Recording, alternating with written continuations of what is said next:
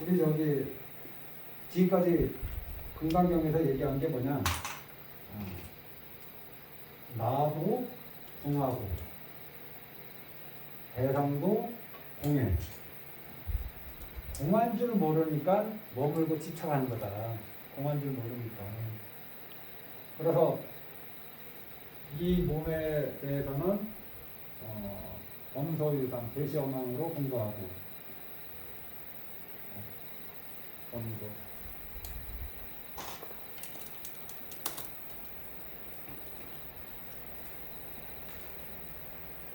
모양이 있는 것은 다 허망하다. 거기에 내가 집착하고 머물 만한 것이 하나도 없다. 마음에 대해서는 이제 우리가 관념으로 보고 여기에는 무주성으로. 이거는 나에 대한 공부예요. 내 몸에 대한 집착이 있을 때 범소유상 대시어망이다. 이 몸은 결국 늙고 병들고 사라지는 것이다. 그러면 결국 없어질 것이니까 그냥 내버려둬야 하느냐, 내버려둬야 되느냐? 아니죠. 죽기 전까지는 관리를 하는 거죠. 집착 없이 관리함 없이 관리하는 게 뭔지 모르겠네. 우리 금강경 어르신들하면 인욕 없이 인욕하는 것처럼 관리함 없이 관리하는데 이게 어떤 경지인지 모르겠네. 어찌됐든 내 자신에 대해서는 이렇게 공부하고 내 몸 바깥에 있는 것은 색성향 미촉법을 벗어나는 게 하나도 없어요. 다 색성향 미촉법에 다 들어갑니다. 그것이 무엇이든 사람이든 물건이든 세계이든 미진이든 다 색성향 미촉법에 들어간다. 그래서 어떤 사람이나 내 몸 바깥에 있는 다른 가족이나 어떤 물건 그거에 대해서 머물지 마라. 거기에 좋은 칭찬에도 머물지 말고 나를 비난하는 소리에도 머물지 말고 향기에도 머물지 말고 악취에도 머물지 말고 좋은 맛에도 머물지 말고 나쁜 맛에도 머물지 말고 좋은 감촉 머물지 말고 나쁜 감촉 머물지 말고. 법은 제가 여러 번 말씀드렸지만은 법을 이해하는 게 참 중요합니다. 이 색상의 미적법에서. 이 법은 우리 마음의 대상인데 우리가 되게 어려운 말 아니에요. 나는 뭘 생각하는가?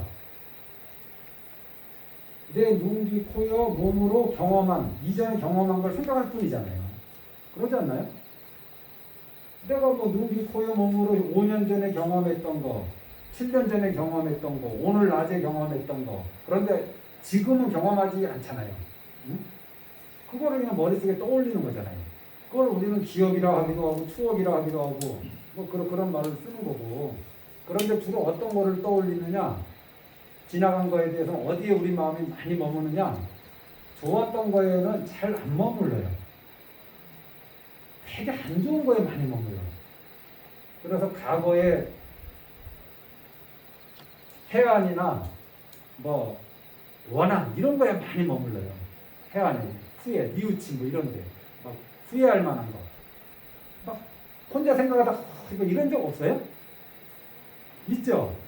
혼자 자기가 한 일을 저질러 놓고 혼자서 방에서 그 생각 하려고 그러다가 한 게 아니라 무심코 그 생각하다가 나도 모르게 거기 넌덜머리 나가지고 그 상황만 생각해도 저도 그런 적 많거든요. 그럼 과거의 일들, 내가 눈기 포여 몸으로 경험한 과거의 일들, 그 다음에 눈기 포여 몸으로 경험하지 못한 미래의 일들, 이 양쪽을 다 생각할 수 있거든요. 우리 마음은. 그걸 법이라고 한다. 응? 그래서 불교에서 금강에서 부름, 두세, 생심 이게 색이 요거거든요. 응당, 색에 머물지 말고 마음을 내라. 그 다음에 부릉, 주, 성, 생식, 응당, 좋은 칭찬의 소리에 머물지 말고 마음을 내라. 나에 대해서 하는 되게 듣기 싫은 소리에 머물지 말고 마음을 내라. 이 마음을 여기까지는 내 마음의 공부예요. 여기까지 내 마음의 공부야. 그리고 마음을 내는 거는 무인도에서 혼자 마음을 내서 뭐 하겠어요? 다른 중생들하고 더불어 살면서 어떤 마음을 낼 것이냐. 그게 보살도의 길이죠. 내가 참 듣기 싫은 소리를 계속 해대는 사람하고 이제 한단 말이죠. 그게 가족이라서 힘든 거예요. 직장 동료라서 힘든 거예요.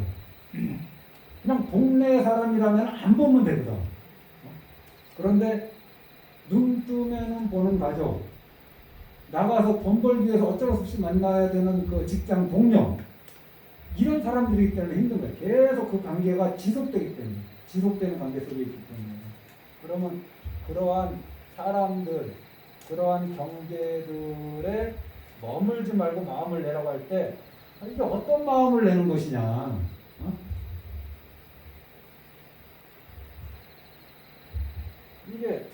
이게 듣기 싫은 소리라고 해봐요. 듣기 싫은 소리. 뭐 험담. 험담에 머물러서 마음을 내면 어떤 마음입니까?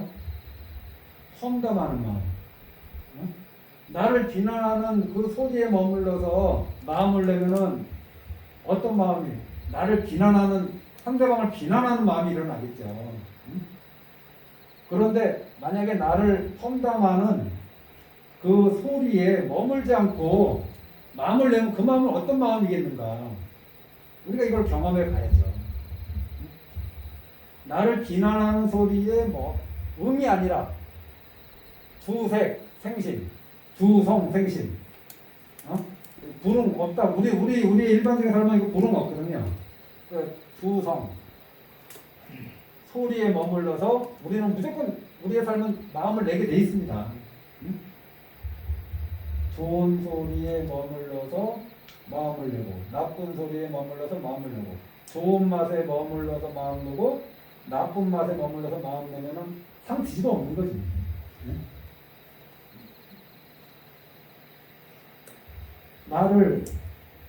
나를 멸시하고 험담하는 이런 뒷담화하는 사람, 그 소리를 들었어. 그 소리에 머물러서 마음을 내면은 딱 그 마음 아닌가요? 같은 에너지의 마음을 내는 거잖아요. 이렇게 살지 말라고 얘기하시는 거거든요.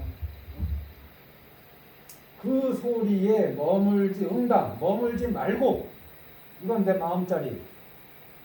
그 다음에 바깥 대상에 대해서 그러면 그 머물지 않고 마음을 내는데, 제가 그때 이 힘이 마음이라고 했지만은 사실은 그 소리에 머물지 말고 말을 하고, 그 소리에 머물지 말고 행동을 하고, 그 소리에 머물지 말고 마음을 내라는 게 다 이게 이건 현실의 삶이다. 사람들과 엮여서 사는, 인연 속에서 사는 그 모양이고, 이거는 내 마음 속에서 일어나는 내 공부처다. 이렇게 하시라고 건강경에서 이제 알려주시는 거죠. 자, 한번 읽어보겠습니다. 이 내용이 중요하기에 말씀드리면 160조 161조 맨 위에 그러므로 수고리야 보살은 반드시 일체상을 떠나서 체상의 깨달음에 대한 마음을 일으키도록 하라. 반드시 사물에 머물지 말고 마음을 내야 하며, 이게 불응주색 생신이죠. 사물에 머물지 말고 마음을 내라. 소리에 머물지 말고, 향기에 머물지 말고, 맛에 머물지 말고, 감촉에 머물지 말고, 내 생각의 대상에 머물지 말고. 내가 10년 전에 나를 엄청나게 괴롭힌 사람이 있어요. 그런데 잊어먹고 살다가 어느 날 문득 그 생각이 떠오를 수 있잖아요. 마음속에. 지금 안 만나고 있어, 그 사람을. 안 만나고 있는데 그래도 그 생각이 떠오를 수 있어. 그러면 그 생각에 머물러서 마음을 내게 되면 어떻게 됩니까? 나를 엄청나게 괴롭힌 사람, 10년 전에 있었던 그 일에, 그 생각에 머물러서 마음을 내게 되면은 서로 행복한 결과를 만들어내지 못하는 거죠. 정말 그건 법이라고 하잖아요. 여기서 색상을 짚어볼 때. 그 생각, 그러한 생각에 머물지 않고 마음을 내는 거. 그 생각, 그러한 생각에 머물지 않으려고 하는 거. 그래서 그런 생각이 일어나면은 그런 생각에서 벗어나려고 하는 거. 이게 시작이다. 나 이 생각 하지 말아야지. 제가 아까 어떤 일을 떠올리고 나면 내가 왜 이러지? 이게 바로 내가 벗어나려고 하는 무의식적인 움직임이거든요. 내가 이러지 않아서 거기 절레절레 흔드는 게. 그래서 우리가 그런 생각이 일어날 때, 내가 또 과거의 상념에 또 빠져서 끌려다니고 있구나. 이 생각하지 말아야지. 하고 이렇게 벗어나는 그게 바로 첫걸음이에요. 거기가 첫걸음. 그게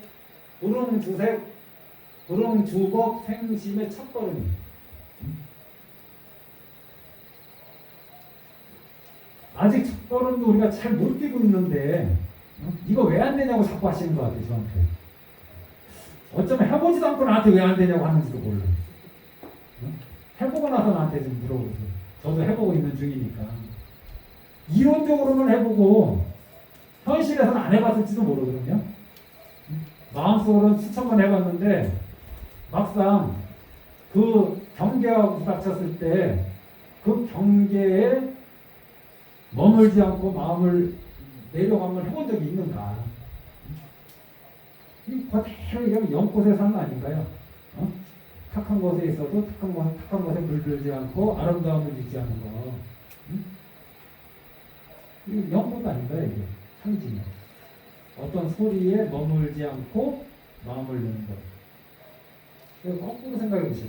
소리에 머물렀을 때 그러면 어떻게? 잘 알아. 왜냐하면 항상 그렇게 살아왔기 때문에. 내 삶의 만족도가 100%인가? 어떤 소리에 머물러서 나는 항상 마음을 내왔어. 어떤 사람을 보면 거기에 머물러서 마음을 내왔어.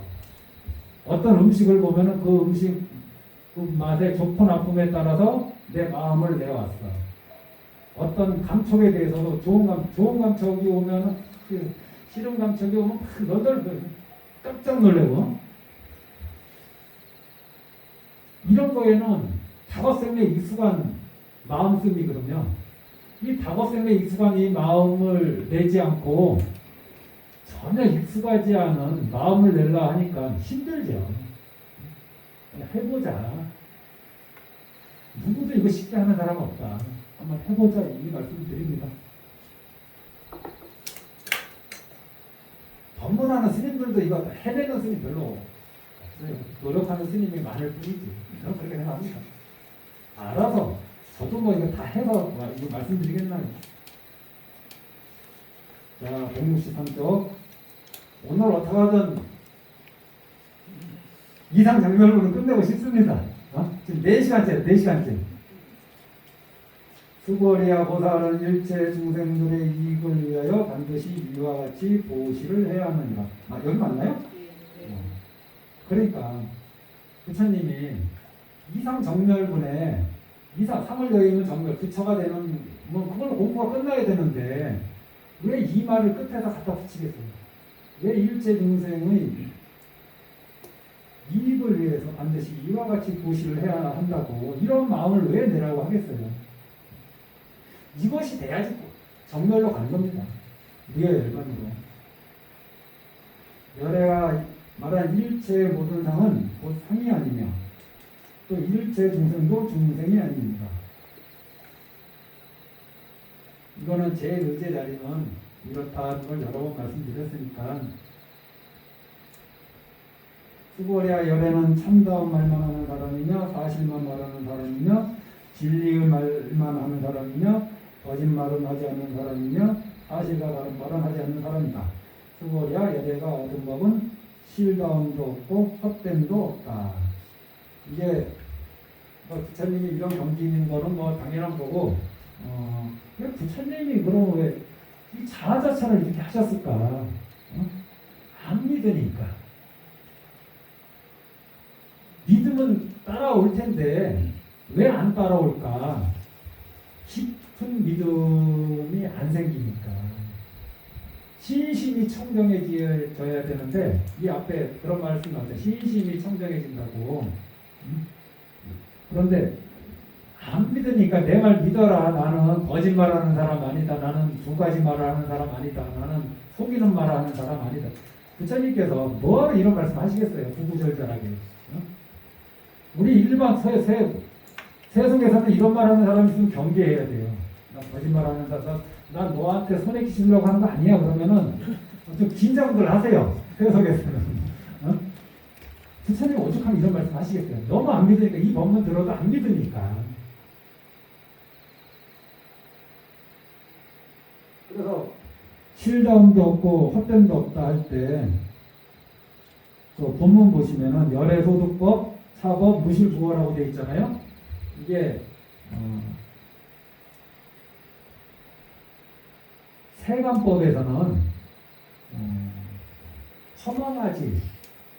허망하지 않다는 것을 세간법에서 허망하지 않아요. 그런데 출세간법 제1의제 자리에서는 실다움이다, 이렇게 진실이다, 열매 맺는다, 실답다, 이런 것도 들어설 자리가 없는 거예요. 그래서 무실은 제일 의제의 자리고 무허는 세속제의 자리예요. 우리 일상생활 속에서 부처님의 말씀이 세속생활에서 세속의 진리에서 허망하지 않다. 그러니 믿고 따라라. 그럼 허망하지 않으면 진실입니까? 제일 의제가면은 허망하다, 진실이다는 사실이다, 열매다, 씨앗이다는 그런 분별이 들어설 자리가 없는 거죠. 부처님이 얻으신 법은 세속제에서는 허망하지 않아요. 실다움이 있어요. 세속제에서는. 하지만 출세관 제1의제 즉비의 자리에서는 무실입니다.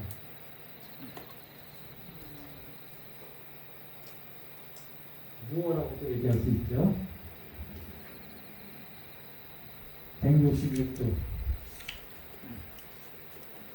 왜 우리한테 일체성을 여긴 다음에 거기서 공부 잘했네, 아이고 훌륭하네 하지 않고 왜 거기서 마음을 내라고 보시하라고 이러시는지, 이것이 보살도의 길로 가고자 하는 마음을 낸 사람들이기 때문에 이런 말을 하는 것이지, 이승한테는 이런 말을 해도 이 길을 안 간다는 뜻이에요. 수보리야 만약 보살이 마음을 온갖 곳에 머물러 보시하는 것은 마치 사람이 어두운 곳에 들어가서 아무것도 볼 수 없는 것과 같다. 만약 보살이 마음을 온갖 곳에 머물지 않고 보시하는 것은 마치 사람에게 밝은 눈도 있고 햇볕도 밝게 비칠 적에 각가지의 온갖 사물들을 분별하여 볼 수 있는 것과 같다. 한 장 더 넘기세요.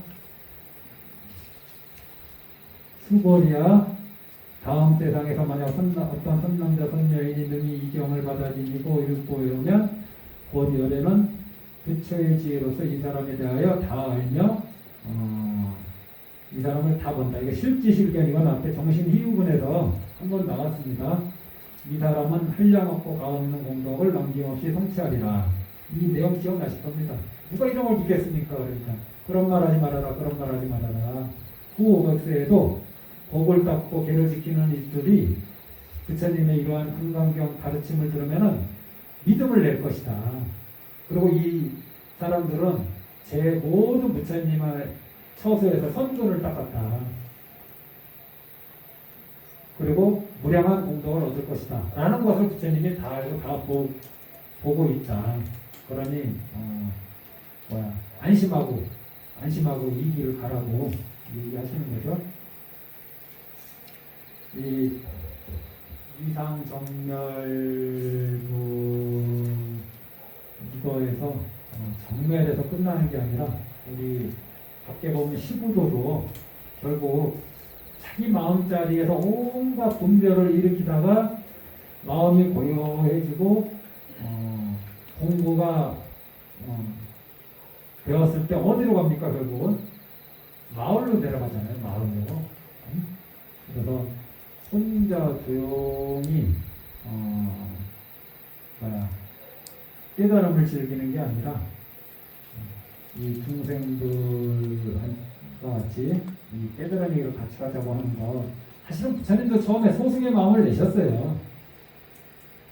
이 어려운 가르침을 누가 알겠는가 하고 바로 인멸에 들라 하시니까 누가 내려와, 범천이 내려와서 그러지 마시라고 부처님이 말씀하시면 알아듣는 사람도 있을 거다.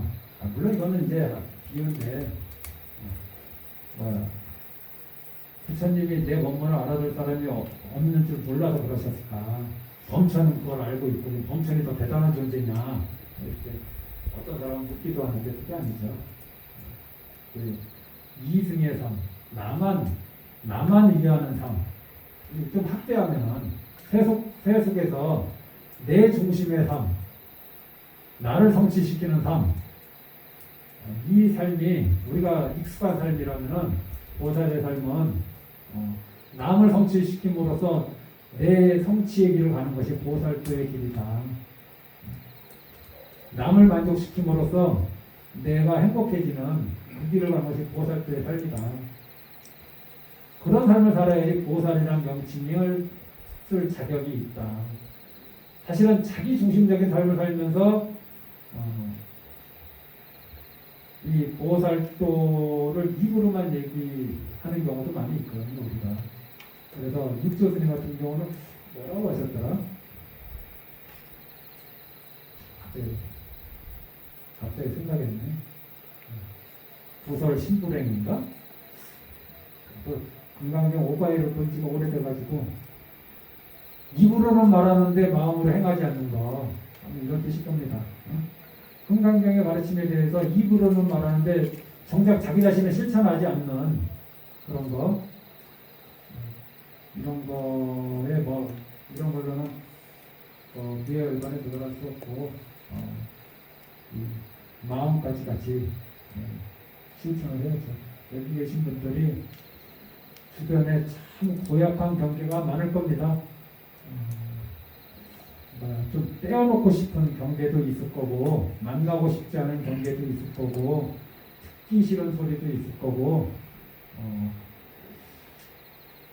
자기는 가야 되는데 거기 가면 괴로운 그런 장소도 있을 거고, 즐거운 마음으로 갔다가 괴로운 마음으로 돌아오는 경우도 있을 거고. 그런데 이 모든 즐거움과 괴로움이 내 몸 바깥에서 일어나는 일에 내가 영향받았기 때문에 생기는 거라면은 대자유의 길은 아직도 험난한 거죠. 내 몸 바깥에서 계속 즐거움을 추구하고 내 몸 바깥에서 계속 괴로움의 원인을 찾는다면은 우리가 불교공부하는 큰 의미가 없다. 좀 마음을 돌이켜서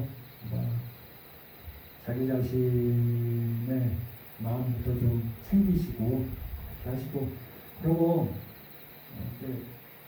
제가 또 하나 말씀드리고 싶은 거는 내 눈에 보이는 것들 중에 태반이 내가 보고 싶은 것만 보고 내가 보고 싶지 않은 거는 안 보고 있다라는 거, 이게 혼자 내 마음이 만들어내는 거다라는 그런 생각을 저는 많이 합니다. 내가 듣고 싶은 것만 듣고 듣기 싫은 건 안 듣는 거죠.